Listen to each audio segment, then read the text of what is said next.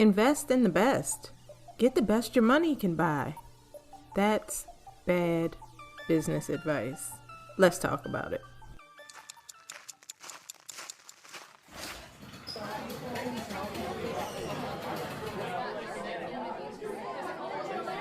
They say there's no good news. There's no good news. So, invest in the best. That's what they say. You'll come across that advice in some form over and over again. And it's bad business advice. In a lot of cases, it's just straight bull.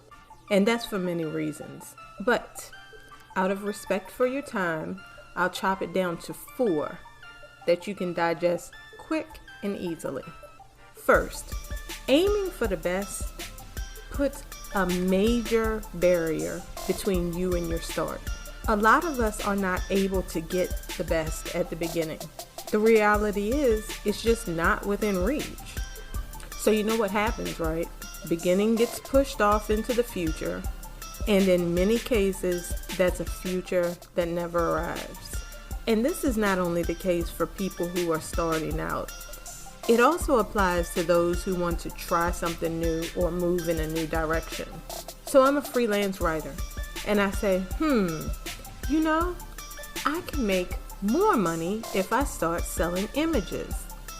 Now, if I wait until I'm able to afford the best camera, the worst case scenario is that idea just fades off the radar and it never happens.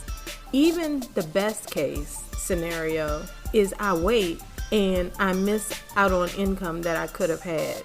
Now granted, if my writing is level 10 because that's what I've been doing, but my photography is level 2, then those writing clients that I have, they may not buy my photography. But there is a possibility, a very good possibility, that there are people out there who are willing to buy level 2 photography.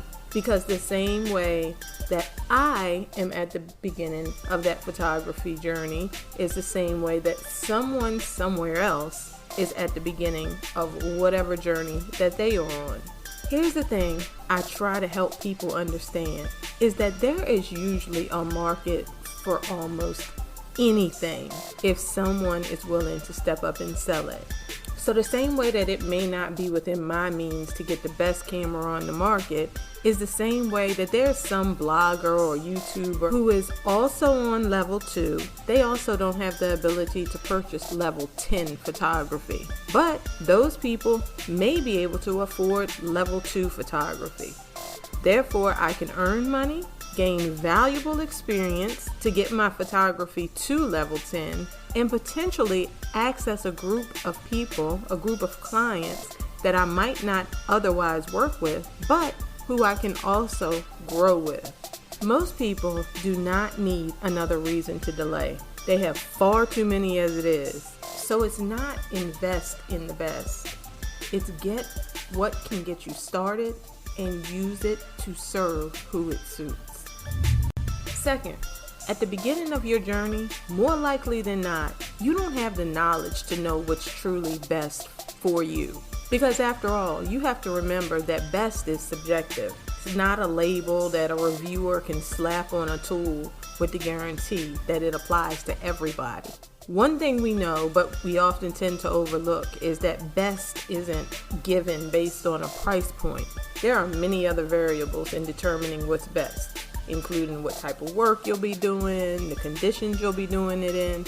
I'll give you an example. A videographer was telling me that he was considering upgrading his camera. So the one he had set his sights on was somewhere upwards of $6,000.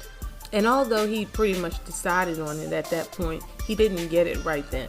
And it turned out to be good that he didn't get it, because although it was an A-lead camera, it's not what he needs. That camera's strength was in photography. At that time, he was planning to be working a lot with photography and videography. Since that time, he's pretty much gone all in videography. And not just any videography, but cinematic videography. So, when he makes the upgrade, it's best for it to be with a cinematography camera. And any photography he does can come within that, either with the camera that he has or with the cinematography camera. But that's a realization that came from being in the field and gauging what his needs are. And that's part of the reason that tools and services have starter kits and free trials, so that you can jump in and figure out what you need, what's best for you. It's often a bad decision to make big investments at the beginning. Third, you don't know you're going to stick around. Now, some people might be like, oh, think positive. Why would you say that? Because it's real. It's tried and true. There are so many people out here that think that they want to freelance or they want to be a content creator. They try it out. They realize that it's not easy work and fast money, and they're out. Done. That dream just evaporates. Some people try something and they realize it's just not for them. There's a chick at the gym who went all in to start a YouTube channel. She bought the camera, the lights, the microphone, green screen. She even got a new computer to handle the video editing. She did all of that and realized that being on screen and sitting down to record herself to be on screen just weren't her thing. Now, there's nothing wrong with trying something and deciding that it's just not for you. But just imagine if you invest in the best just to try something out before you know if it's gonna work out. That is not smart at all. And I know that raises a question for a lot of people. Well, what am I supposed to do? If I'm gonna buy something, I wanna buy it once. Given the risk that you may find out that you shouldn't have bought anything at all, it's better to make sensible purchases, middle of the road purchases of things that are capable of getting the job done and upgrading at some point later. To even consider investing in the best, you need to have a business that's worthy. And when you're just starting out, you don't have a business, you have an idea. Fourth and finally, and quite frankly, most of us don't need the best, and we never utilize it to its potential anyway. And guess what that means? That means it's an overinvestment. You can get the same return with a smaller investment on many things. Think of it like a choice between credit cards. Either way, your credit card is going to have a $5,000 limit. You can have card A over here from Farm Bank, and it has a tractor, a cow, and a barn on it, but the interest rate is 2%. Or you could have an Amex over here, a black card, but the interest is 18%. Are you going to pay more for that $5,000 just because you want to say you have a black card, just because you don't want to whip out a card at dinner or in the store with a country scene on it because you want to stunt and profile? It's just like the phone upgrade hype. Each year, a new, improved, more expensive version of the same phones come out. It's the best. But every year, there's less and less valid reason to buy it.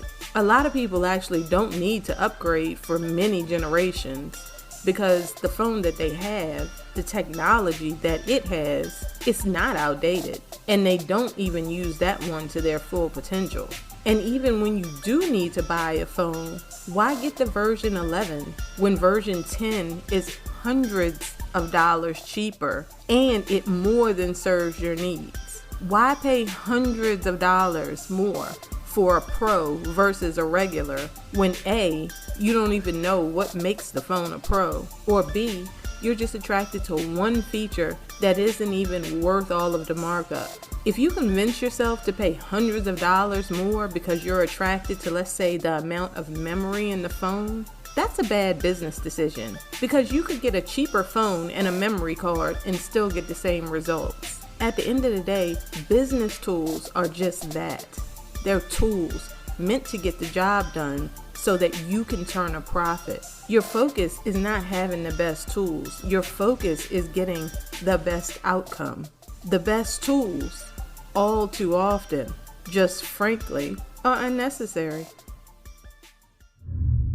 So that's it, everybody. I told you I would keep that one short and sweet. If you enjoyed that podcast, please don't forget to subscribe wherever you get your podcast if you have not already done so.